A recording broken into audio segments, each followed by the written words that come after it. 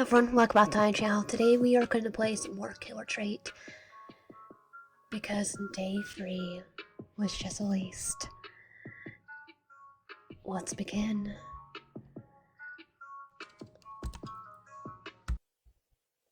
Disclaimer: this is a work of fiction. Names, characters, places, businesses, events, and incidents are either the product of the author's imagination or used in a fictitious manner. Any resemblance to actual persons, living or dead, or actual events is purely coincidental. Understand? Warning: the following game contains depictions of strong language, violent acts, blood, murder, death, loud sounds, and shaking screens, amongst others. For actual list of the trigger warnings, click here. Do not play if this kind of content is distressing and or triggering to you. Player discretion is advised. Killer Trait is intended for a 17 plus audience only. Understand?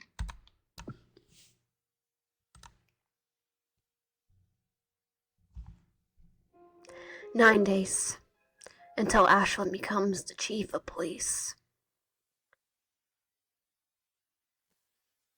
There's a few seconds where I struggle to keep my eyes open. Splash. Almost there. And yeah, there's a little bit of changes here, such as the GUI. So splash right on my face. Splash, which I love this one. Kind of like reminds me of chalkboard. Or chalk. Yeah, chalk. The cold water brings me back to my senses. Or whoever that is looking at me through the mirror. Rise and shine, Frana. Rise and shine. After some quick breakfast with Arthur, he guides me to his room for a last adjustment to my work apron. Last adjustments to my work apron. I knew this was perfect for you. Really?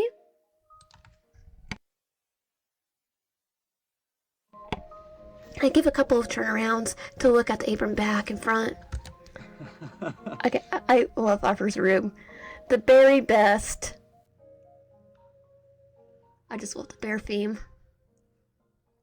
Arthur laughs. Look like a cat chasing after its tail, because I am. Oh, that's a bit embarrassing. And yes, really, you wear it well, Fauna. Thank you. No thank you for waking up early. Right, waking. I'm glad there was no need to throw a glass of water at you like a certain someone. He's still sleeping. What? Anyway, ready for a crash course in cafe meals and coffee making? Yes. Yeah. Excellent. Before Arthur can lead me into the kitchen, I notice a framed picture of two people right next to one of his plants.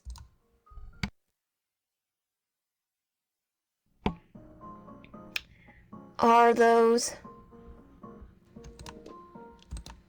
Maybe I could ask him later. One of them have to be him, right?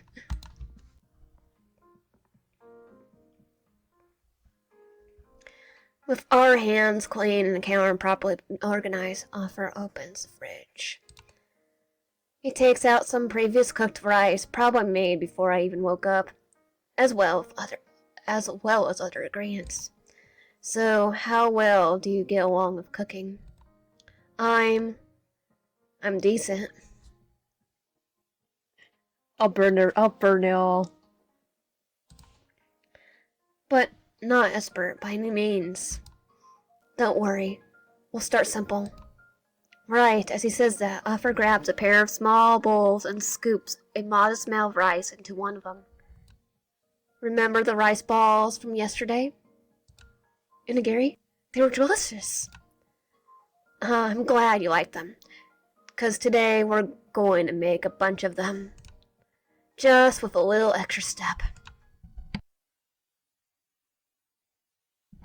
Can you pass me the tuna mayo and the salmon? Ooh, I know how to make this. I've done it before. He points to the couple of plastic containers to my right. I give a salute to Ray for the cuisine battle. Yes, boss. With the help of offers, tips, and tricks, especially to make triangle shapes, we spend the next hour making rice balls with different fillings. Alright, now that those are done, it's time to make them fit from the cube it's time to make them fit for the cup of coffee menu. Watch and learn. In a shift movement and practice move, he grabbed one of the rice balls, which wasn't what they called rice triangles. Why weren't they called rice triangles? It's called unigiri. And decorate with small pieces of seaweed. I've done that too. Aw, okay, that's even better. Not even a minute later, an adorable panda was born. Ah, it's so cute! Think you can follow through? Leave it to me. Offer smiles and takes a few steps back to look for something, maybe a coffee mug. Thankfully, the panda rice balls don't take me longer than 10 minutes. All done. Excellent. Ready for your next lesson? He shakes a bag of coffee beans near my face. We won't be able to cover everything today. Learning how to make a pour over coffee can take months of practice, but I can at least show you how to grind beans. Sounds fun to me. Sounds good to me. It sounds fun to me too. Take all the anger out with beans. And that's the gist of it. I'm certainly no expert now, but I think I learned a few things about coffee. You made it look super easy, but there's quite a lot of thought that goes into this, huh? There is. Though every job comes with its challenges, and a lot of people underestimate how hard working at a cafe can be. Some even think of it as a lesser job. People need their coffee. Huh? There's people actually think that? Offer smile doesn't reach his eyes. You'd be surprised. Chronic gossipers and complainers. I bet they don't even know how to make a cup of coffee and probably can't bake to save their lives. Or you want to talk about that? I can make a cup of coffee, put a whole bunch of creamer in it. Well, actually, neither can I. I just put a whole bunch of creamer. Even when I follow the recipe to a T, I just burn it. Offer burst out laughing. Did I say something strange? No, you could play alright. Some people do complain a lot, even when they can't seem to set an example. And don't worry, I can't bake either. Oz is a real expert. The mention of his name almost makes me jump. Oh, about last night? Almost. Yeah. I pretended to dust the fluff off my apron to avoid looking at Offer. Anyway, great job, Fauna. Take 15 minutes while I go ahead and prepare a couple of things downstairs, alright? Shouldn't be long before we open. Alright. And don't worry about Ozzy. Sometimes I give him the morning off when he stays up late baking. Okay, that was definitely not baking last night. He pats me on the shoulder twice and leaves. Do you think I was being awkward for worrying about Oz? I guess that's true, to a extent. But to be honest, I'm more worried about myself. For many reasons. Does Offer even know Oz went out last night? No, probably not. Does he go out every night? Or was it a one-time thing? What if they plan to kill me once I'm no longer useful? I cover my face with my hands and find myself grumbling into them. I think he's gonna fall in love with us. I have a feeling. Stop, just stop. You're only going to give yourself a headache this way, Fauna. For now, I'll do my best to stay alert. When I arrive into the cafe area, Offer is adjusting some of the teddy bears on a couple of tables for the clients who come along, I'm assuming.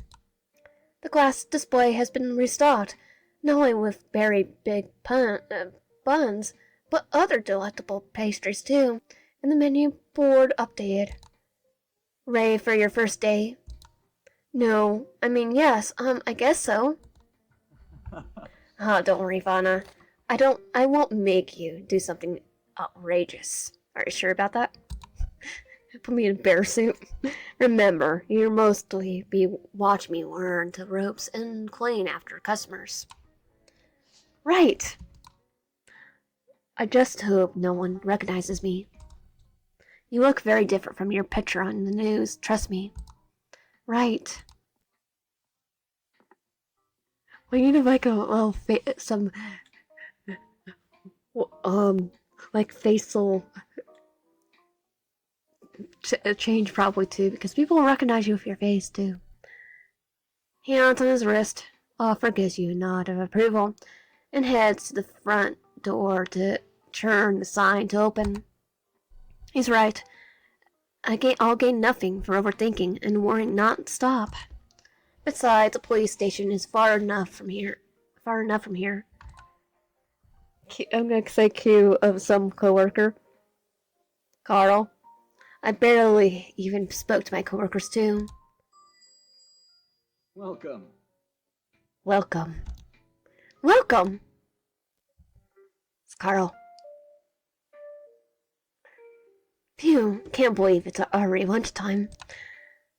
Sure, it gets busy in the morning, though. You can say that again. How did you manage all on your own before? With a killer smile. He wiggles his eyebrows, and I can't help but snort. Just pulling your leg. Let's see. Arthur ponders for a moment. Well, at the end of the day, it all comes down to the free peas. The free peas? Practice, and perseverance. That makes sense. I was gonna say practice, and more practice. Doesn't. Oh, that reminds me. I got something for you. Offer grabs a freshly made. Offer gives you a freshly made drink from the counter. I assume it was for a customer, so I thought nothing of it until now. It makes me hold it. It'll help with the fatigue. What fatigue? I'm good. Thank you. What is it? It kind of looks like a lemonade, but why is it green? He gestures for me to try it, and I give a small sip from the straw. Sweet and tart. That's lemonade, all right, but also grassy. Oh, it's a health drink. The confusion must show on my face, 'cause Offer lets out a chuckle. Matcha lemonade. Is that on the menu? Why you think it should be? 100%. He's like writing notes, smiling from ear to ear, offering walks to the blackboard with a spring in his step. I'm glad he'll be my new boss. He's a lot better than the old one. And Q will be the old one. The sound of the bell snaps me out of my thoughts. New customer. I place my face drink on the counter and make my way to the entrance wearing a polite smile. Oh, okay, wait, it's Carl. Well, look who it is. And he knows it's us. That voice. Hello, Fauna. Fancy seeing you here. This can't be. This has to be a joke. Not a nightmare. No, a nightmare. This is a nightmare. My only solace is that the cafe is almost empty. The only customers being far enough from us, they won't be able to hear. What are you doing here? As per usual, Carl decides that it's a perfect opportunity to show one of his signature afraid shock expressions. I say, what are you insinuating? I think he's not gonna turn us in, though. I only ventured into your establishment to quench my thirst with a cup of your finest coffee. Sure, and I'm a pink hedgehog named Amy. I pink, I peek behind him to see that if there's anyone else coming in. The coast is clear. What are you really doing here? Before he can answer, Offer, who has yet to realize the gravity of the situation, approaches us with his usual beam. Welcome. Are you here for lunch? Maybe. Not certainly sure yet. I could use a treat, though. He smirks right at me. Of course, take your time. If you're on your own, perhaps you like to sit with one of the teddy bears. They make great company. You're very kind, but that won't be necessary. Someone will join me very soon, after all. I have to gather all my strength not to roll my eyes. Once Carl sits on the nearby table and grabs a menu card, I pull Arthur aside by his sleeve and lead him to the stairs. What's going on? He's one of the people I used to work with, so he recognized me. What? Damn it! Was changing your hair not enough of a disguise? I should have... Well, it won't, deter a fox. Okay, Kitsu? He's a master, of mischief? No. Believe me, it was. Carl is just... I rest my hand on my forehead and his eye. Carl's special case. Very perspective. Very aware of everyone's weakness. He's like a fox. Well, Fauna, hate to break it to you. He quite literally is a fox. He does look kind of foxy, now that you mention it. But if he was with the police, why is he acting like that? Wouldn't reporting you be the first thing on everyone's mind? Believe me, I wish I knew. If you hear the cat meowing, she just wants attention. I need to...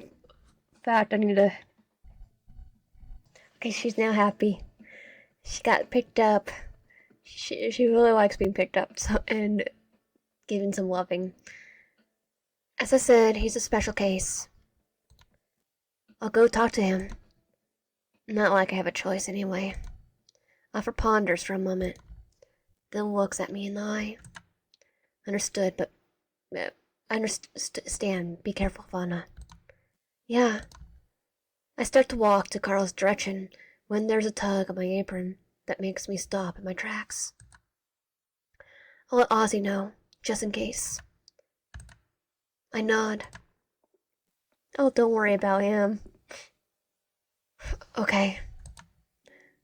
Technically, you already know he eventually will be working the police force. A few tables away from me, Carl puts a menu down and whistles while resting his chin on his hand. I pull a chair in front of him. He raises his head. Does anyone else know I'm here? Who knows? Carl, I'm serious. So am I, kiddo. What is it for me? Why am I not surprised? I pinch the bridge of my nose. Take a deep breath. Let out. Look, what could I possibly give you right now? Have you seen the news? Oh, darling, I've seen that and more. Who do you think you're talking to? A very cute fox. A corrupt police officer and butthole? He burst out laughing. The people from the table in the back glance at us, confused and, dare I say, a bit disturbed, too. Dude. Sorry, I couldn't help it. Clearly. I don't understand what you find so funny in the first place. Well, for starters, you don't need to be that way wary of me. I'm not a cop anymore. Oh, so you got fired? Can with us? What?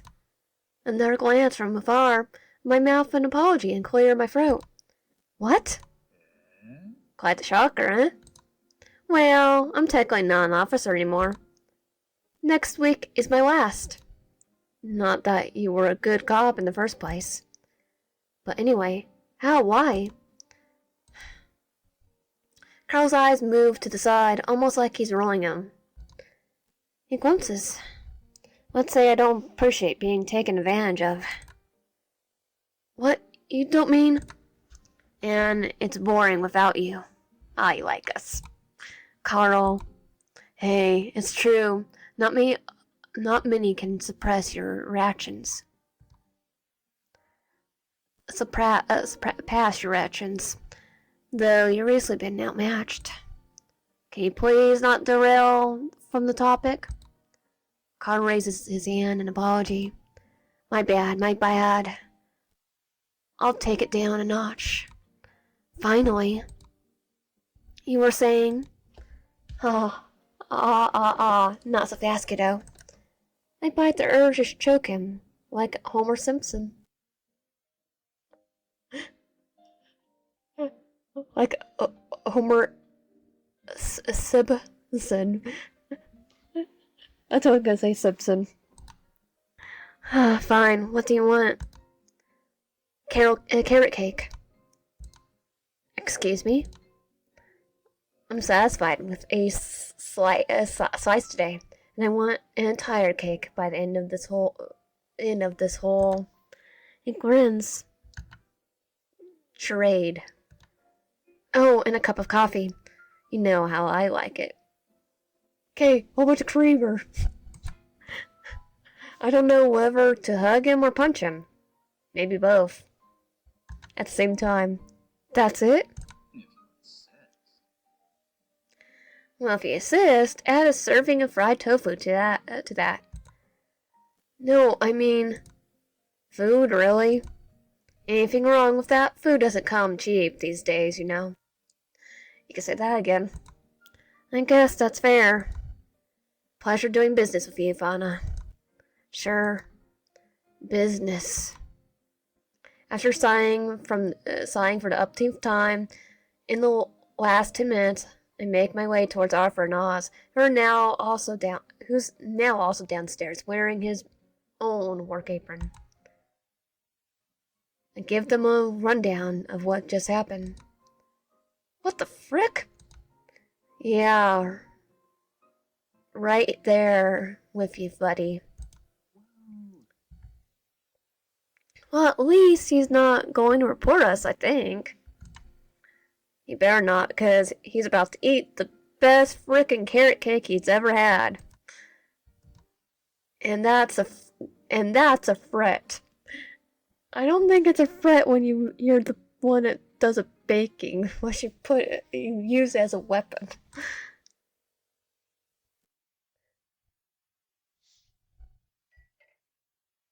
A slice of carrot cake and some coffee. On the house. Wonderful. Yeah, don't mention it. Seriously, please don't. Carl cuts a small piece and brings it close to his lips. Close to his mouth. It's not poison, is it? Well, I'm not so sure about that. Oz might be putting rat poison in it. Why? Do you want to be? He laughs. Oz, on the other hand, is a few steps away from us. Doesn't look too pleased with Carl's comment. I'm still pouring the rat poisoning in the cake. I guess it's reasonable for people in the food industry to find offense in that sort of vile comments. I'm sure he might have to do it. Just for him. After that comment. Thankfully, Carl finally shuts up and eats the little piece on the fork. My compliments to the chef. Or, I guess baker would be more accurate. I can't help but beam at that.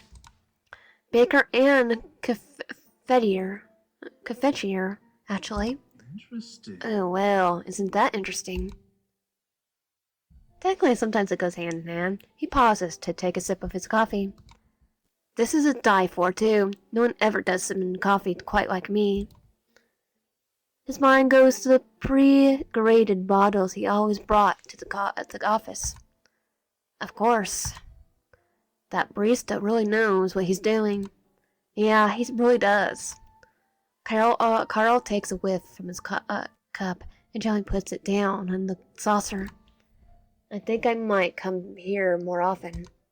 No, God, have mercy. Have mercy on us. I grumble and pinch the brim of my nose. Though, wouldn't mind, Carl. Ashlyn, on the other hand, could die in a ditch. Just make sure to wait a few days until the whole thing is over. Please. Slowly, almost too slowly, he takes another sip of the coffee, smacks his lips, and looks at me straight in the eye. Let's go back to the topic at hand, shall we? I nod and take back my seat right in front of him.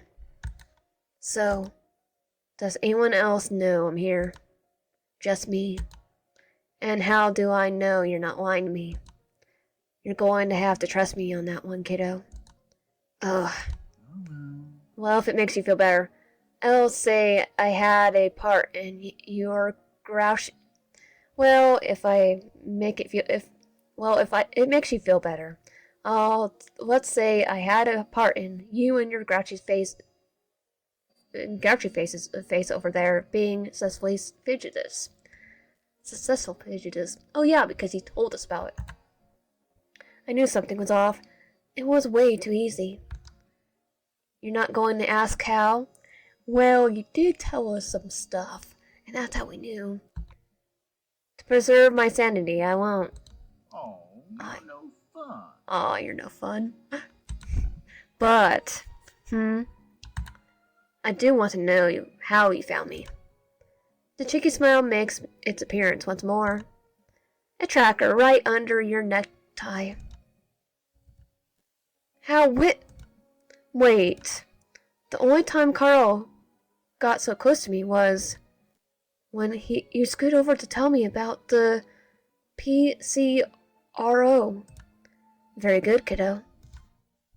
But that was long ago and before. But that was long before this whole mess started. Why would you? Let's just say I had a strong feeling something bad was going to happen. And it was, I mentioned earlier, I didn't appreciate being taken advantage of. Oh, he doesn't like him too. I don't think he's lying about this. Still, what did Ashlyn even do to get Carl, of all people, on his bad side? Okay, I want to know that. Then, you thought of teaming up against him. Innocent, yes. I couldn't even care less about the pinhead cops. They bore me to tears. The lion kid, though, he's a force to be reckoned with. But he took it too far. You see, the fox is the trickster, not the fool. So he's like, yeah, I'm gonna prop my revenge too. Well, he is self-aware. Well, because he knows he's a fox. Unless the allegory is just because he's some name and to sound smart. No, I don't think it's about that at all. But somehow I don't think so. Right. So, what do you say, kiddo? There's a deep urge inside of me telling me to focus, to process all this information. I take a deep breath through my nose and close my eyes for a few seconds. Carl's help would be a huge advantage to us. The thing is, He's not the most reliable guy out there. Doesn't take a genius to know that. Well, I would rely on Carl more than Ashland, that's for sure. He didn't try to prison us. He gave us information to get out. Then again, I thought Ashland was trustworthy, and that Aslan. Oh, that's what. I call him Ashland. Aslan. That's why I said wine. I'm tired. Was trustworthy, and that naivety made me lose everything. Naivety. Meanwhile, Oz and Arthur are reliable, and Oz is a serial killer. To an extent. I don't have much choice but to team up with them, though. It was that or nothing. Still, I don't think they're telling me everything, especially Oz. That's the best course of action here. I doubt Carl would rat me out to Aslan, though he's also pissed about being used. And even if he wasn't, he'd probably like to see the police swarm in order to find me. But is that enough reason for us to team up? Well, I'm not getting any younger, kiddo. Or any less bored. I have a condition. Interesting. Oh, how very interesting. What is it? I need you to recover my wallet. Carl's eyes nearly pop out of his head, definitely not expecting my words.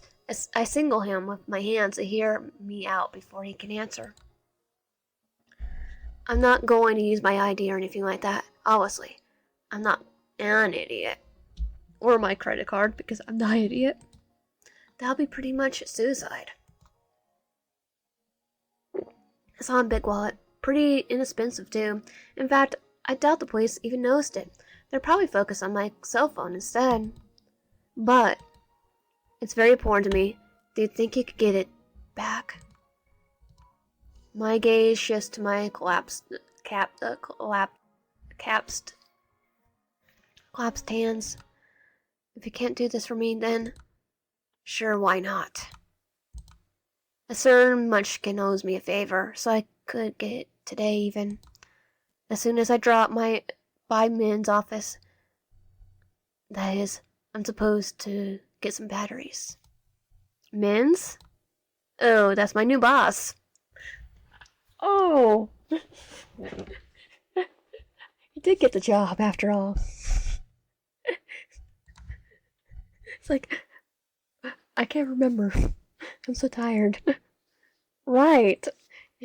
So I got the job the day after we got so I got the job right the day that we after we were basically hiding away. I'm going to guess I didn't consent to the nickname. But, well, at least it's not kiddo. I didn't expect you to find something so soon. It really was a coincidence that I happened upon their advertisement, and with a job posted with eccentric as that, you gotta strike while the iron's hot, no? Do they even know you still have a week left at the place? Carl shrugs. Perhaps or perhaps not. I'm kidding. Anyway, since I don't have a cell phone right now, we probably have to contact each other through offers. Can you give me your phone for a second? I'll add his number. Works for me. Without a second thought, Carl passes me his phone after unlocking the screen for me. Being a big mistake. I go straight to his contacts and call the number saved as Min's. Detective Arcana speaking. Detective, huh? Hello, is this Carl's boss? What?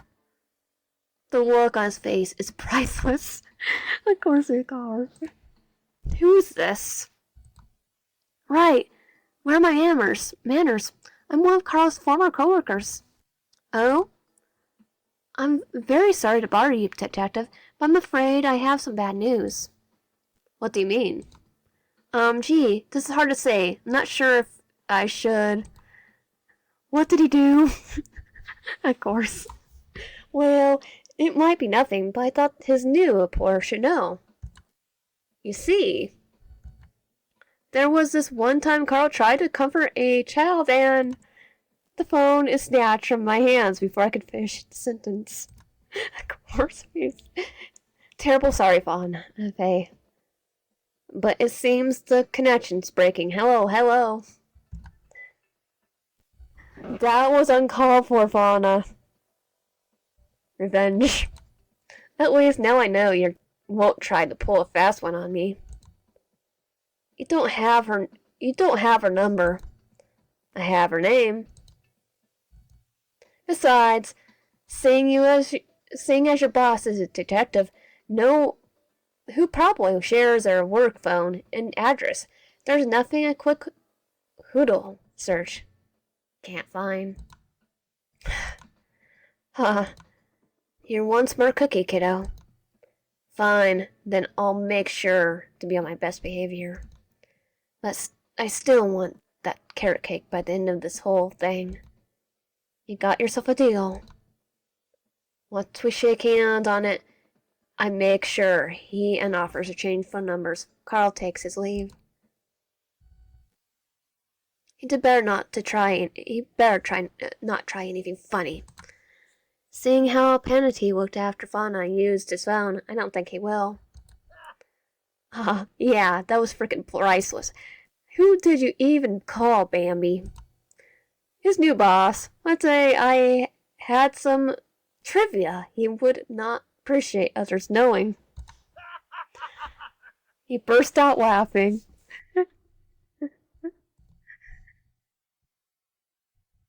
Wait, I just want to say it again. I'd like to change. I guess he's the kind of guy who freaks out at the mere chance of looking lame. Oz raises his hand with the intention of giving me a high five. I pretend not to notice. Yeah. He's definitely someone who would rather be feared than ridiculed. Blinking rapidly and tilting his head to the side, Oz lowers his hand, ultimately shrugging it off. I just wish it hadn't taken us 2 freaking hours of our lives. Tell me about it. I got to bake the fricker a whole cake for free. Well, we got to pick our battles, don't we? So I sigh, but ultimately nod at his words. We need all the help and info we can get. Even every bit counts.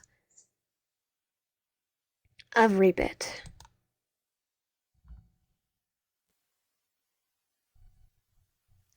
It's been a few hours.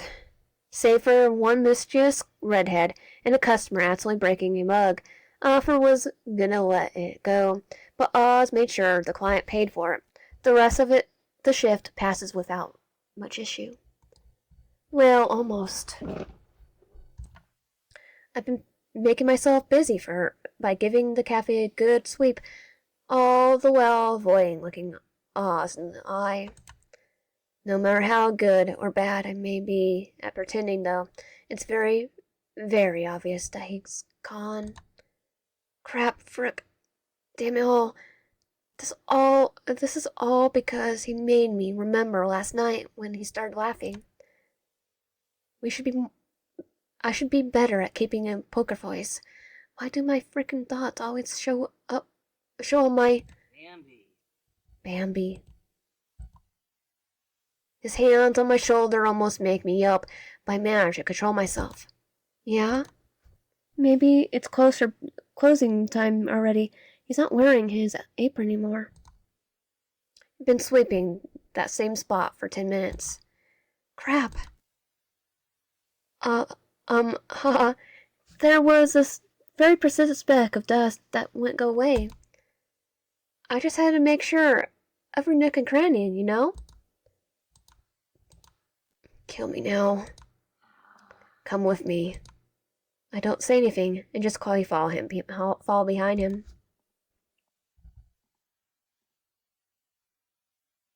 As soon as we enter his room, Oz closes his door and approaches the computer chair, where he sits backwards. He then singles me with his chin to sit on the bed. And for a few seconds, I stand in place, biting my bottom lip, gripping my apron, trying not to say anything stupid. In the end, though, I make my way to his bed and sit down. I'm gonna get straight to the point. You saw me yesterday, didn't ya? When I came back in the middle of the night. Bambi. Yes. Oz buries his face in the back of the chair. Yeah, figures. No one says anything, not for a while. Oz keeps his face buried. I keep looking at my feet. Is he gonna tell us what he did? After what feels like ages, though, probably only a few minutes go by, he breaks the silence. Okay. Huh? You could ask me anything. Are you sure? Let's just get it out of the way. You would have found out either way. Better to hear it from the horse's mouth and jump to conclusions. My mouth goes dry. My hands sweaty. I can barely hear. It's as if my ears are clogged. I could barely breathe. It's as if my heart is right under my throat. I can't. No. It's okay. It's okay, Fauna. Don't panic. Please plant your feet on the earth. I raise my head to look at him. Was the blood on your face yours? No. Was it the first time you went out at the night? No. Does Offer know? I never told him, but he's not stupid. He definitely realized. What did you do? But he also never stopped him. And you? Are those people Tiger's targets? If what you're asking is whether I sent any calling cards to these frickers, the answer is no. The calling card was Offer's idea to make things more chivalrous. I could have gone without it, if I'm being honest. Don't get me wrong, I never go after innocent people. I'm a Scrooge of society. No matter what others think, if they deserve it or not, it doesn't change a damn thing. I'm still a killer. I'm not a good person, Fauna. If you can't handle what this truly means to support a murder, then I suggest you tell me now. Tell me now and then leave. Violence is the answer, but you reap what you sow. Well, I don't think violence should be the answer. You reap what you sow. Sure, in the ideal world, all those people would rot in jail. But from experience, no, wait, experience has nothing to do with it. What I mean to say is, unfortunately, that doesn't always happen. No, it doesn't. And while I wish it did, well, even if those people don't get their punishment through the law, someday, they'll always get what's coming to them. I wish that was the case sometimes. So yeah, maybe it would be more peaceful if those crooks always went to prison. But that doesn't happen, and somehow, some way, they end up buying the dust. Through luck. Aw, shuckles. You certainly have a way with words, Bambi. So I'm told. I guess that means you're staying then. I guess it does. I can't believe I just said all that. I can't believe I'm really, truly going along with a serial killer. Am I right in the head? No, we're gonna fall in love with him, though. A loud breath I didn't know I was holding. Whatever. Water under the bridge and all that. And it's a more, healthy relationship than some games we played. Whatever. Water under bridge and all that jazz. God, now I'm starting to sound just like Oz. By the way, Bambi. Yeah?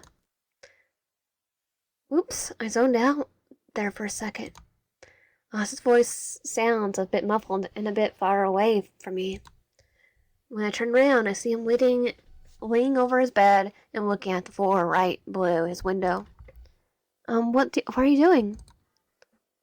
Oz sits up straight just before placing his wicker storage trunk on his bed. He pats it like it's a lifelong comrade. Well, I probably had it a long time. You didn't think I forgot about today's training, did you, Bambi? Maybe you didn't, but I totally did. Since it's already kind of late to train in the park, I thought we could do some weight training today. Right here? Right here. I'll check if Offer needs any help. Go get change right now, Bambi. Maybe the fitness ward have mercy on me. I did find out recently that, to be a detective, I think even for girls where I live, they have to, they have to be past the physical. The only reason I know is because one of my former coworkers literally is now in the police academy. And there are several people that already quit the first day. The smell of smoke, steak, and mashed potatoes slipping out from the kitchen makes my mouth water. Oh, I wonder, is that what happiness tastes like? Psst, you haven't even tried it yet. It doesn't matter. I have absolute faith in my sense of smell, taste, and Offer's cooking. You're not wrong there. Dinner time. Oh!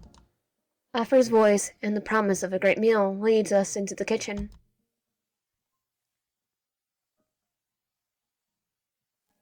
Hey, you two. Can you sit at the table? This is almost done. Sure.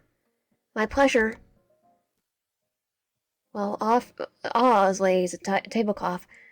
Others, after making sure there's no leftover crumbs from the lunchtime, I get the plates, glass, and cutlery. Just missing napkins and a bottle of water. Oh, Bambi, that reminds me.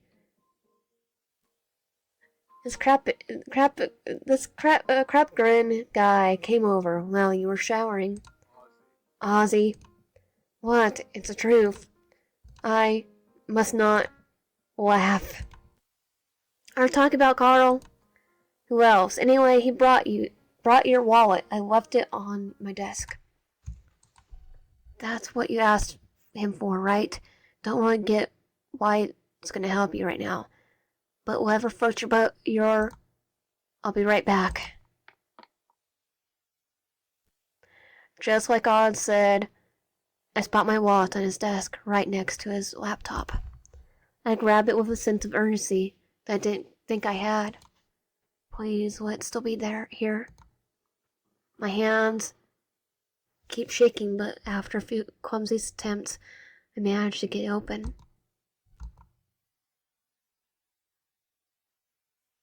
Oh, a picture of her and her dad. It's here. It's really here. Huh. Huh. I'm glad. I'm so glad. My legs give out and I crumble to the floor, all while hugging the picture close to my chest. The wails I let out are raw, so visceral. I have to cover my mouth in order to muffle the sound. Bambi. 8 days.